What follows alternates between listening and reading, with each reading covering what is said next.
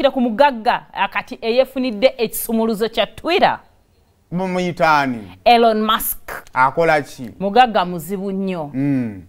Myaka 5 gyokka ono investor entrepreneur byonna business person and all that musajja wa mugagga ennaku zino waliwo ekintu ekiri ku Twitter muyinza ogatheringa ne discussing about something bagiyita space so abadde talina shares but ye finding that space and basobola discussing so olunaku olw'eggulo gye bwawungeeredde nga yewangulidde omukutu guno gwa Twitter. Yagutwalidde ddala? Yes, yaguguze guna gugwe terimbya shares.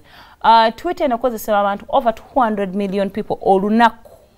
Data and all that adverts byonna sente zibampitirivu. Kakati omusajja ono Twitter yagiguze $44 billion US.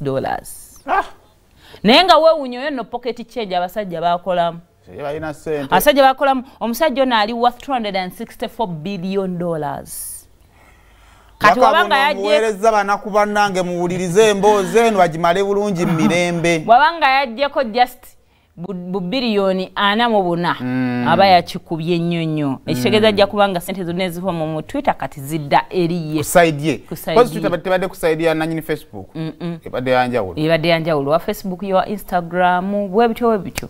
Naye ono kati yabadde independent. Ebadde up for bid.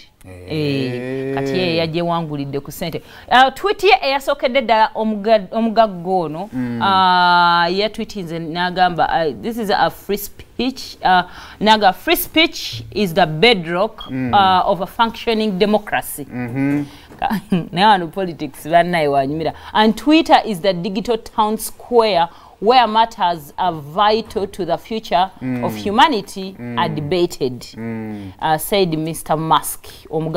I also want to make Twitter better than ever by enhancing the product with new features, making the algorithm open source to increase trust, defeating the spam bots, and all that.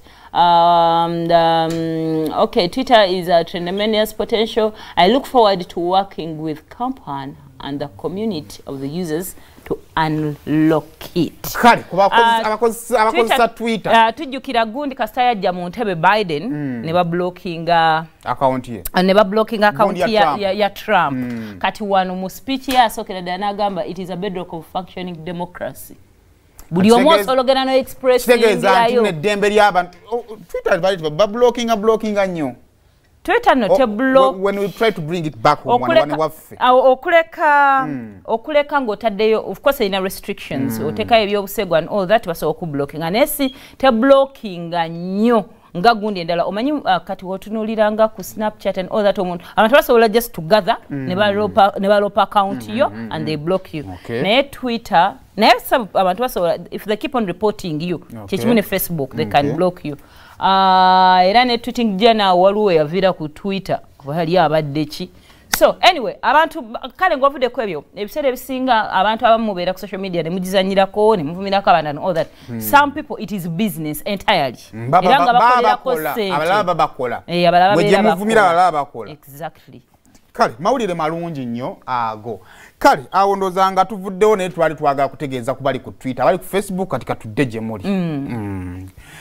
Olunaku olw'eggulo